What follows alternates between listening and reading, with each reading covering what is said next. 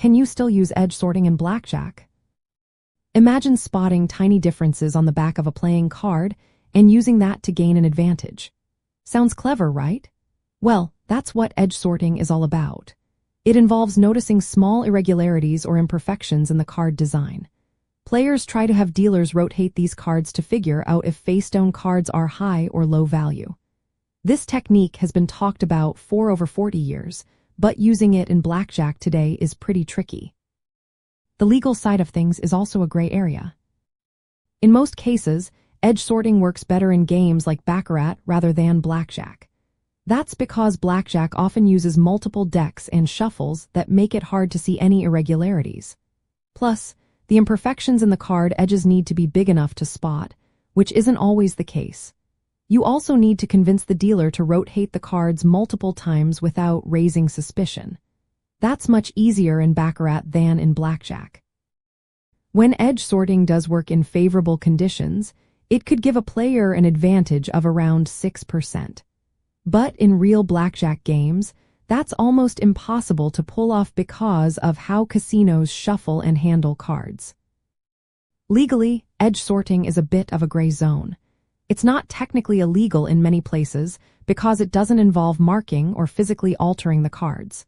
It's just using information that's visible to everyone. Still, courts have ruled against players who use this method. The most famous case involved a poker player named Phil Ivey.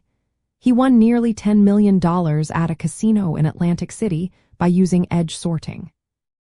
The casino argued he was cheating because he asked the dealer to rotate cards under false pretenses. The courts agreed, saying he was actively deceiving the dealer. Similar cases in the United Kingdom also found that edge sorting counts as cheating, especially when it involves tricking the dealer. Casinos have taken steps to stop edge sorting. Dealers are instructed not to rotate or sort cards on request. Players caught trying it can be banned from the casino and might lose any winnings. Some casinos also requiring players to make flat bets instead of varying their bets, which makes advantage play harder. They now use more uniform card edges and better shuffling methods, especially in blackjack, to prevent players from spotting irregularities. Some people argue that edge sorting should be treated like card counting, which is legal in many places.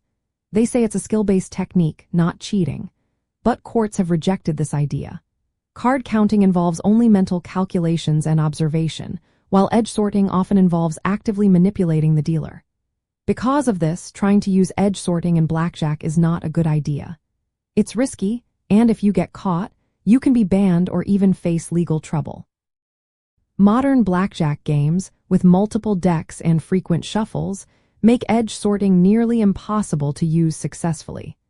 If you want to play advantageously, focusing on card counting remains the best legal strategy.